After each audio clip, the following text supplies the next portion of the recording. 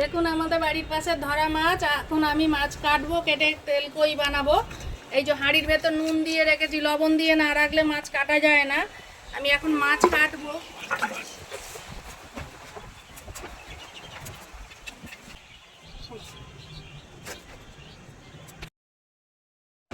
তেল কই রান্না করতে দেখুন আমার এই উপকরণগুলো লাগছে।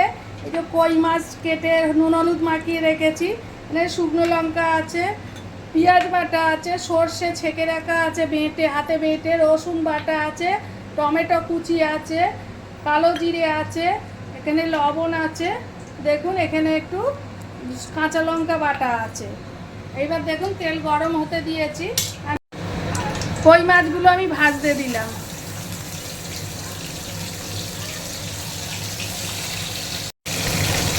কই মাছ ভাজা হয়ে গেছে, তুলে রাখছি।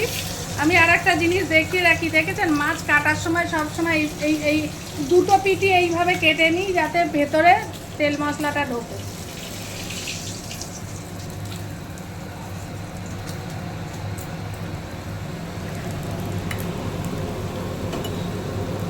আমি তেল কই রান্না শুরু করছি। এই যে এতে কালো জিরে ফোড়ন দিলাম, তারপরে দেখুন পেঁয়াজ বাটাটা আছে দিয়ে দিলাম, রসুনটা দিলাম,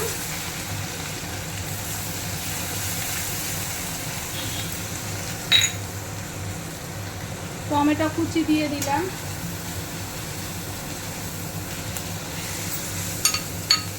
পরিমাণ মতো লবণ দেবো,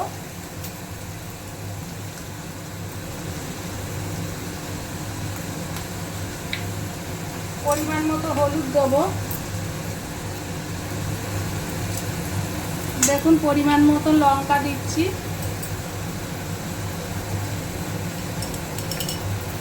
সামান্য একটু কাঁচা লঙ্কা দেবো বাটা,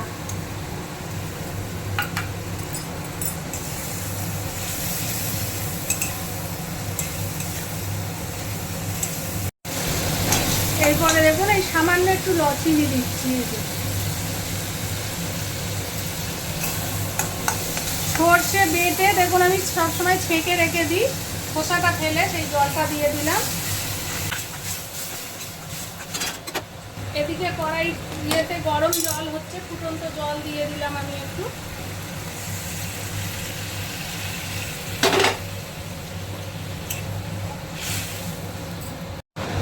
জলটা ফুটে উঠেছে, এবার আমি কই মাছগুলো ছেড়ে দিচ্ছি।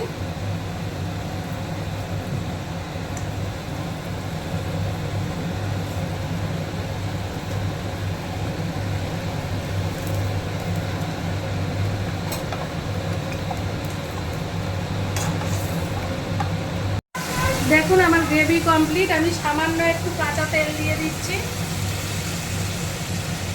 অল্প একটু কাঁচা তেল দিলাম। দেখুন তেল কই কমপ্লিট, নামিয়ে ফেললাম। আমার তেল কই রান্না কমপ্লিট।